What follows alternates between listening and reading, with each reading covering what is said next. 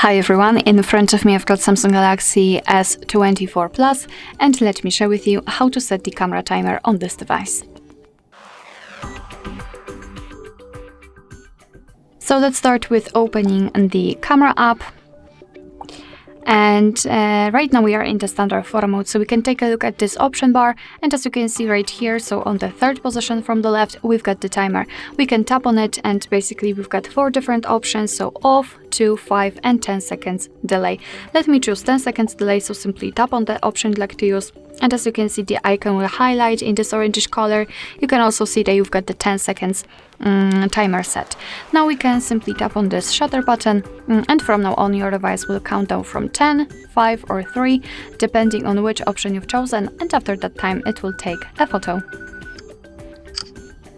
Alright, of course you can always turn off the timer. Simply tap on this icon, icon without any kind of countdown, and from now on your device will take photos right after touching the shutter button.